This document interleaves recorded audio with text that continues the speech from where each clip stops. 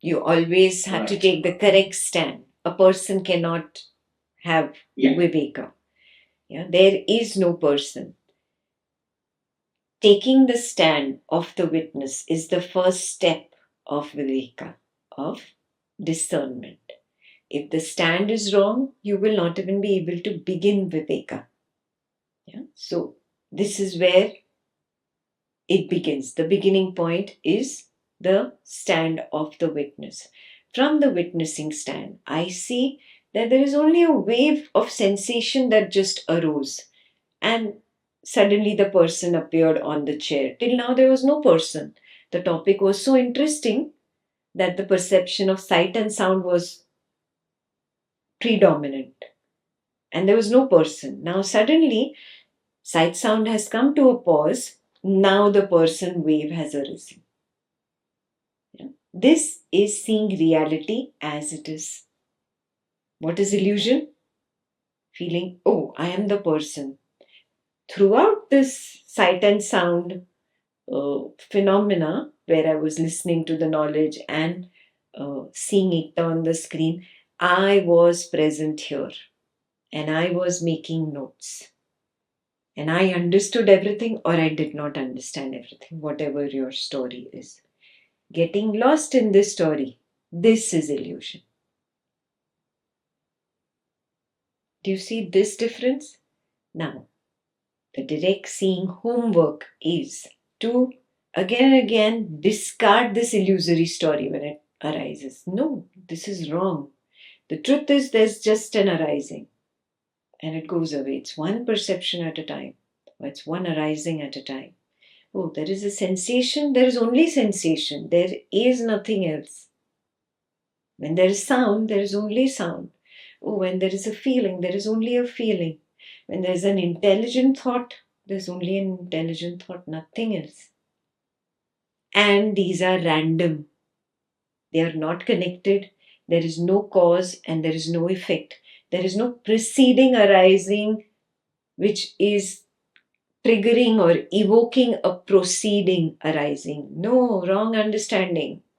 Only an assumption, only an assumption. No, truth, there is just an arising at a time. And just being with that truth, moment to moment to moment, there is a block of the now on which there is the wave of arising. You've seen the chessboard, right? Like that.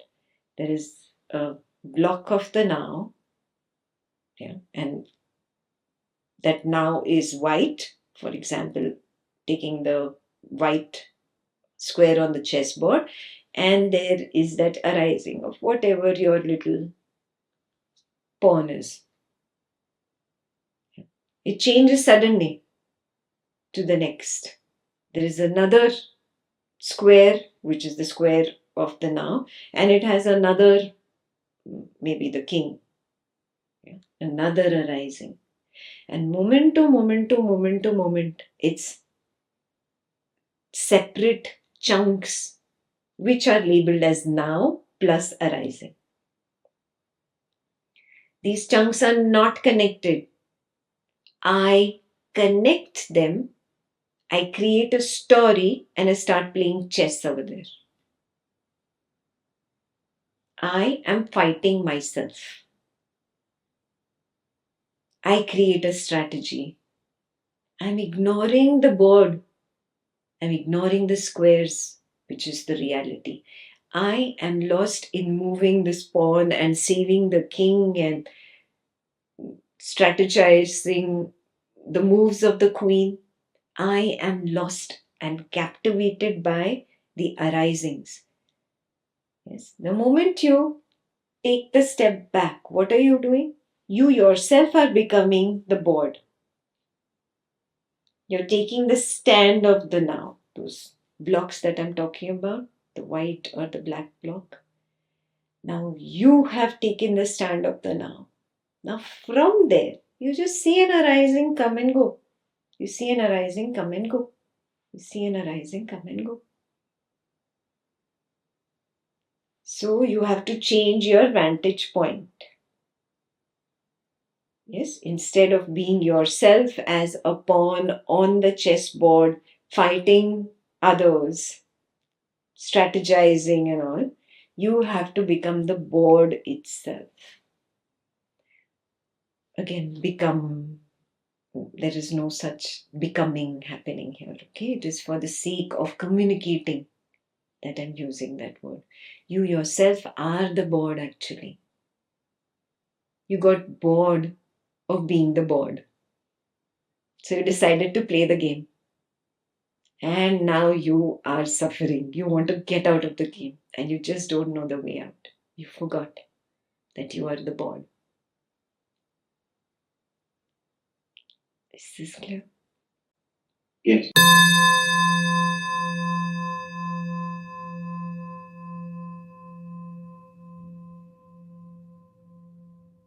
At any given point, whatever knowledge is happening right now, like Ekta, my dream character, is speaking, Swati, the character, is not listening. Like the body cannot listen, the mind cannot listen. Constantly, the awareness, is so called listening to this knowledge. Just like in the dream, anything that happens, Swati, the dream character, is not listening. The awareness, is always listening. And suddenly, what's happening is an arising is coming. Oh, Swati, am listening to this knowledge. But it was never so. It was always the awareness, was listening to the knowledge, listening to family members, listening to office members. It's always happening at the awareness level, never at the body. Correct. Absolutely. Now, one more step. You have to go deeper from here. I am not listening. The Right. awareness, I, the witness, cannot hear. Yeah. So, what is really happening? There is simply the projection of the knowledge of sound. There is no sound. Just like in a dream, I project a sound and then I perceive what I have projected. Neither is the sound there, neither is the object of sound there, neither is the hearer there, but I project all three in a dream. Yes, exactly the same way in the waking. I, the witness consciousness, cannot hear. There is simply the projection that is born of the flow from my embedded impressions. Automatically, the flow brought up some knowledge of an attachment. That is only knowledge of the sound, not sound. The flow projected that. I pretended that I am listening to the projected sound. It is only knowledge of listening, knowledge of sound. Yeah, that way. Now, one more step higher and attempt to refine it even in the words of expression in your sharing going forward. Clear? Yeah, I use listening and I use hands to quote the listening part because Yes, this what knowledge of listening. it's knowledge always. Perfect. Perfect.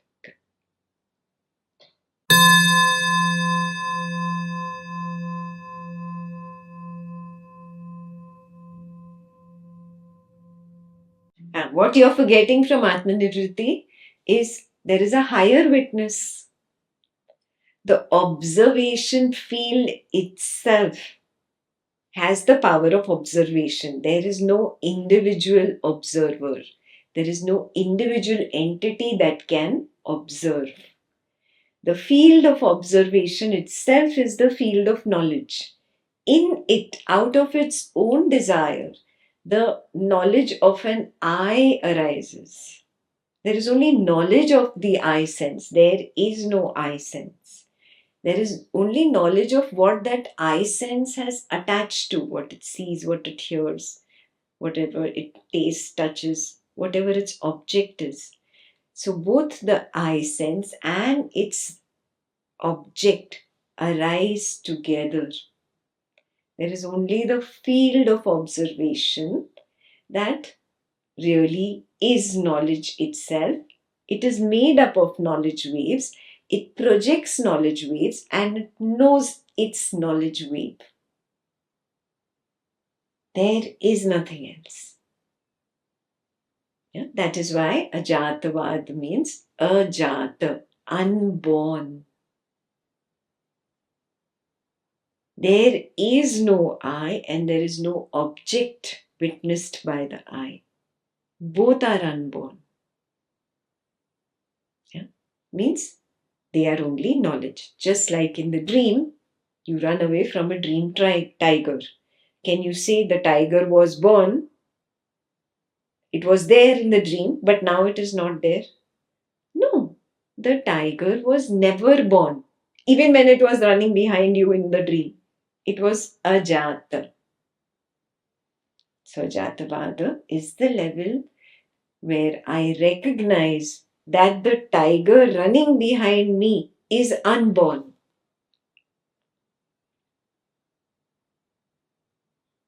That is the level we are moving towards. Amidst an argument, recognizing that there is no argument. Amidst a passionate, intimate, sensual experience, recognizing there is no passionate, sensual, intimate experience. Amidst a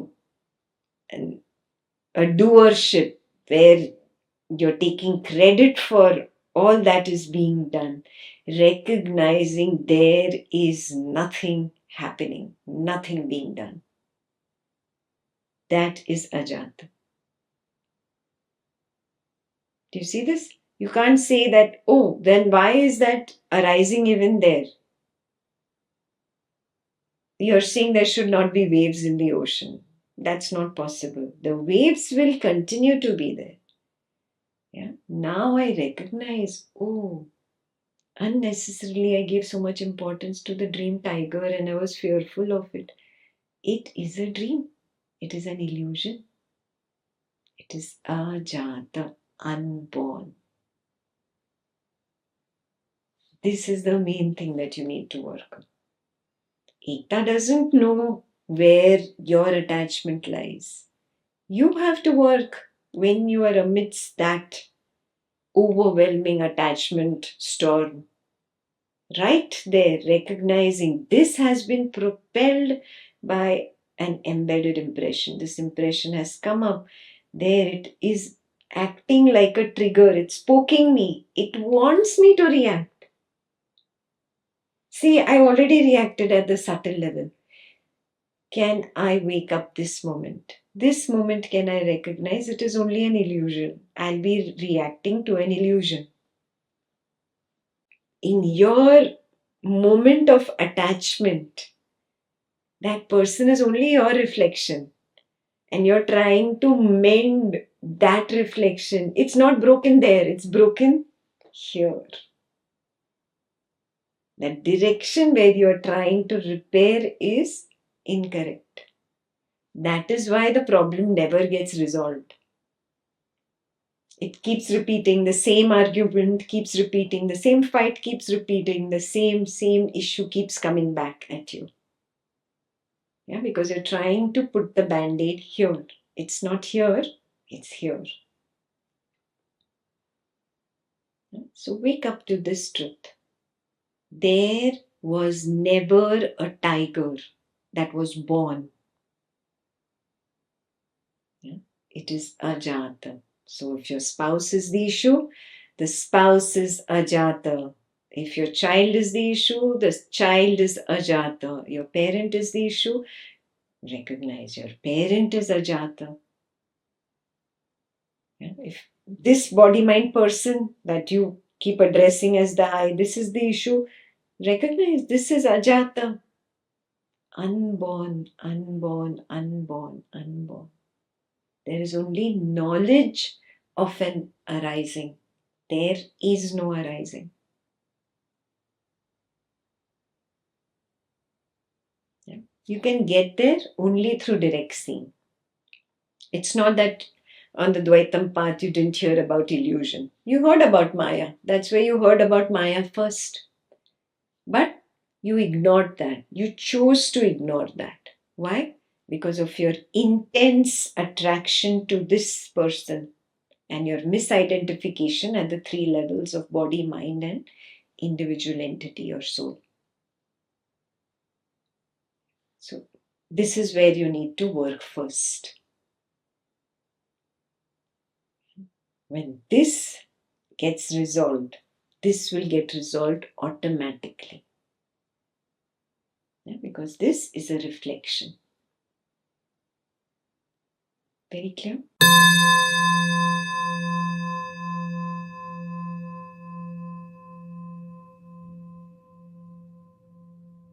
Dive deeper this week and see, can I recognize the 5 levels, the sub levels of ignorances, how the wheel of action got created here, how I can erase this wheel. Yeah, do I recognize the 3 misidentifications? Am I able to withdraw when I get that little window of awakening? These are my key factors.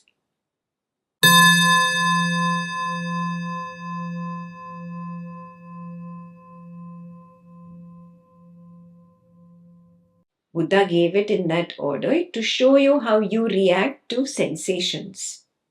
For example, a sensation, an unpleasant sensation comes up. Yeah, you're not feeling good. Simple thing, you have gas in your stomach. Okay, and you see somebody in the family doing something silly which you don't approve of.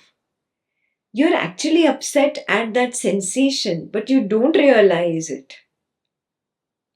You're just feeling uncomfortable and you shout at that person. You yell at that person.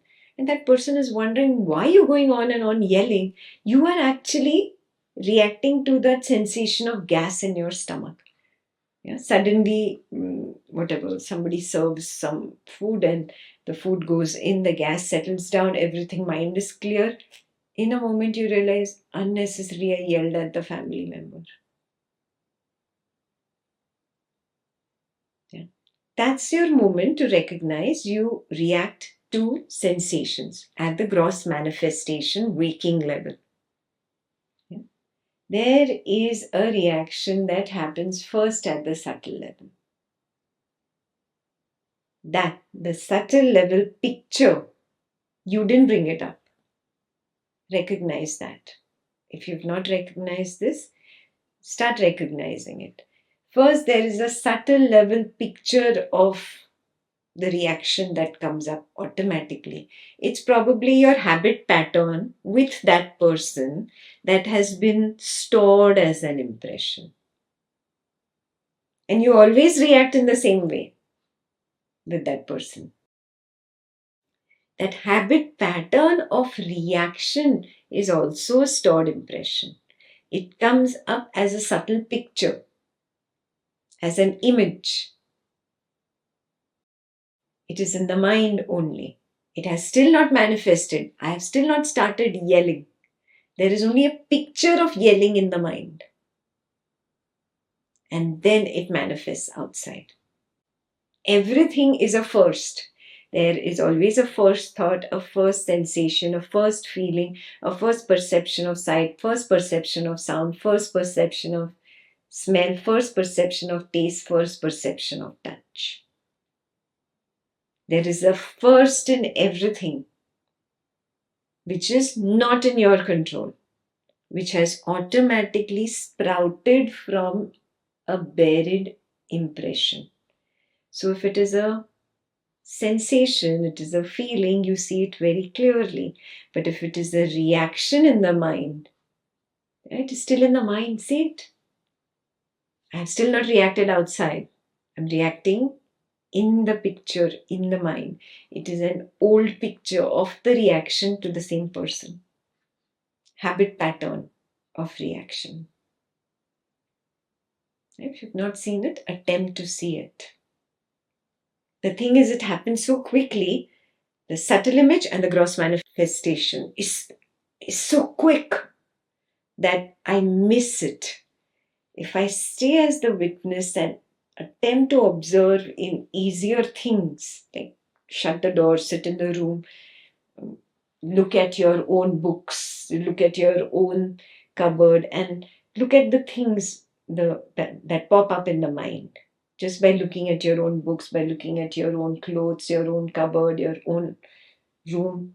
Yeah, there you will see there is a subtle image. If you have the habit pattern of cleaning, there will be a subtle image of, oh, I should clean that hasn't been cleaned for a long time, and you want to go out there, reach out to the duster and dust. So you will see the subtle image before the gross manifestation. Do it in simple things by yourself. Now when you become clear about it, now walk out and attempt to see it with the family member. Now it will become very clear. Oh, yes. For a moment, like a flash, there was a subtle thought, and then was the gross manifestation. Then I spoke, then I said this, or I did this. All of it is an illusion. Yeah, but just recognize that first subtle thought is mostly born of that impression, most of the times. This is very subtle. First, you have to really work on not leaving the stand of being the observation field yourself. Then only can you see such subtle things. And seeing of these subtle things makes the illusion more and more apparent, vivid, clear. And the more it becomes apparent, more it is clear, more it is vivid, you feel stupid to jump in. You withdraw easily. It becomes easier to withdraw. That is why the Jnani, he always embraces self-inquiry, moment to moment to moment to moment. This is self-inquiry, what we are doing. Yeah? It's a process, but you will have to immerse yourself in this process. Otherwise, this will not happen. Yeah. You cannot let it go. Okay, I attended the session, I'm done intellectually. No, you're not done. No, you're not done.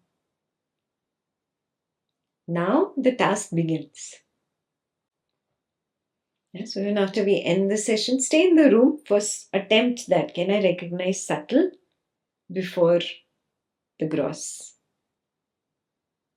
Yeah. Do it with whatever objects are there in the room. Then see the reaction. Reaction has become your nature. You don't even realize you're reacting.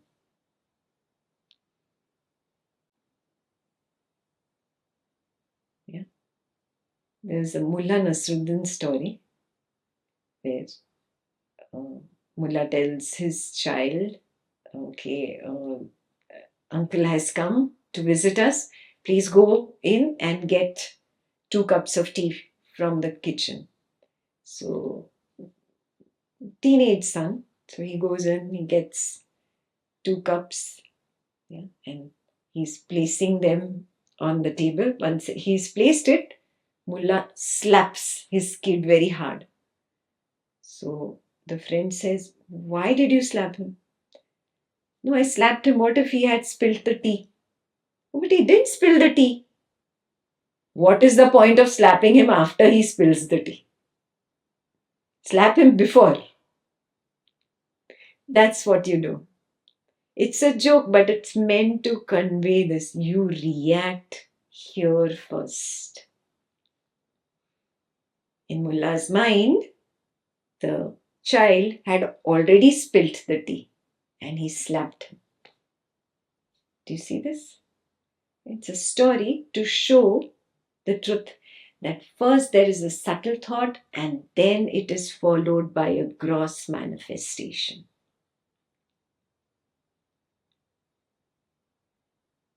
Your job is to start recognizing subtle projection, then gross projection, then subtle perception, gross perception.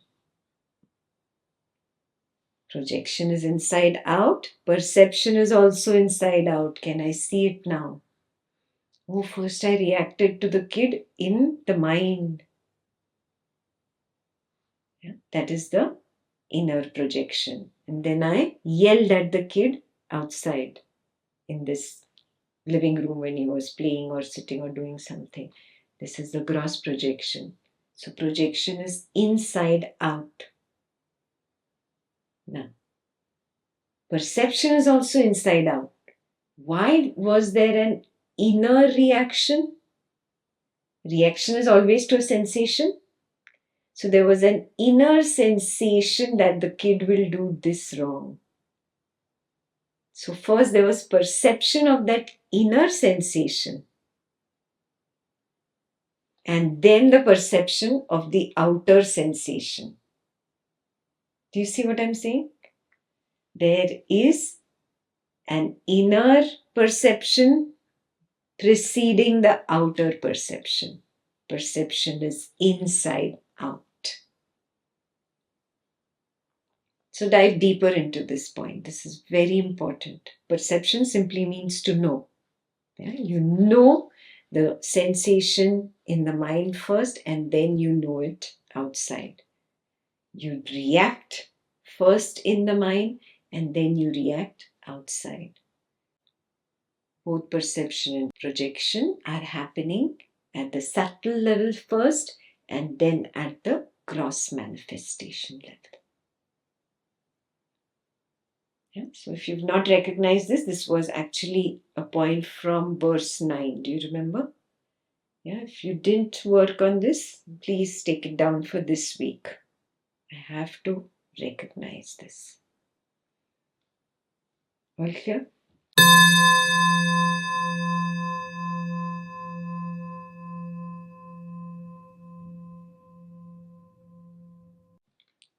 No, you cannot say that I should be able to see it being projected now. Who wants to see it? The body mind person wants to see it. But who has projected? The consciousness has projected. Consciousness is projecting its seeds. You can see the seed suddenly sprout up as the first thought, the first feeling, first sensation. That is your limitation. When you see the first thought and you recognize, where is this coming from? If I were the thinker of this thought, I would have known it before it arose. But I am equally astonished. Yeah, that is your proof of projection. Yeah? The first thought, the first feeling, the first sensation, first perception, first. Every first is coming of its own accord. From where is it being projected? Yeah? It is the flow kicking up some impression. It is being projected out. First at the subtle level and then as a gross manifestation. Yeah? The clearest you can see that at the subtle level, what happens? That gets projected as the gross. So this is where you will see from point A to point B. But you can't see the point A with regards to the flow from where the first thought comes up. You will just be astonished. Oh. Yeah. Like many times, so much knowledge keeps coming up. I also get astonished, equally astonished as you get. Even I don't know from where it came. There is no plan. It's just coming up. So even I am equally surprised. Oh, wow, what a point. The moment you say, oh, wow, what a point. That is the recognition. See, that is the flow, the projection. The projection power of Maya. It's all a personal inner projection where the consciousness has forgotten itself and has started identifying with the knowledge projected by itself. That is why you don't see the source of projection, because you have identified with the one who wants to know the source of projection.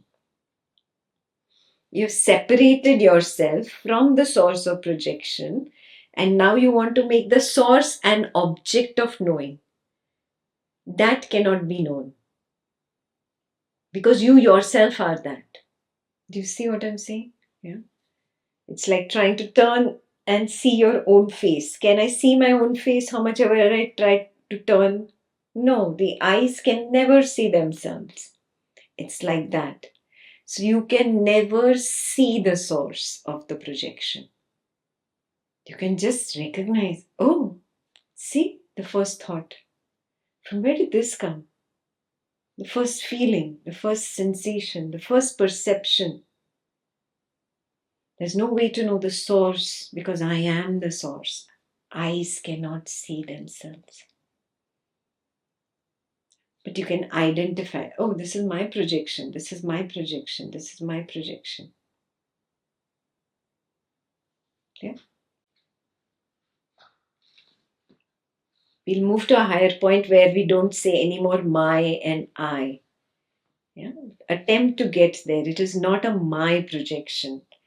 Because we use the word my projection for the purpose of communication in English, it becomes like as if I, the body, mind person, am projecting. No, I am not. I cannot.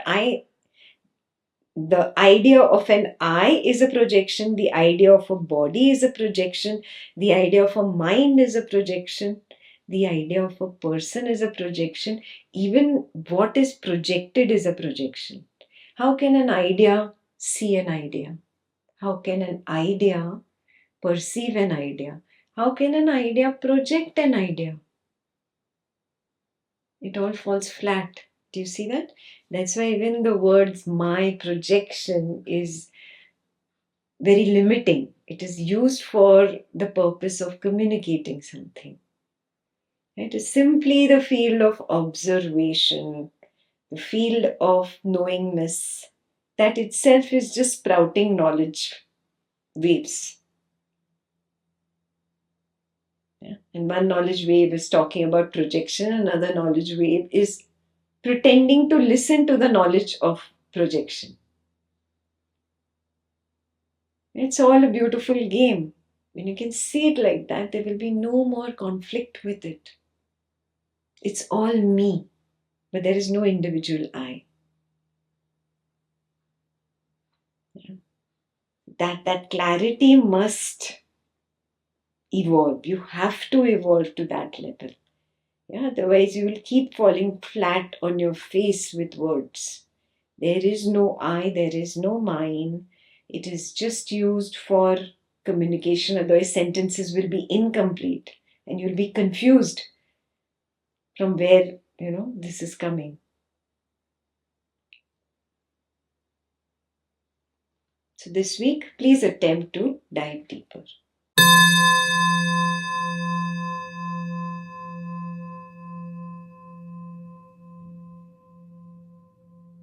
Now we've gone to a higher level where we are saying the drop is the ocean. The drop is the ocean, so there is no mind there really. Yeah, it just forgets that it is the ocean and it says, I am the body. Yeah. So there is the I, but that I is already attached to the body. We are breaking down and seeing it that way.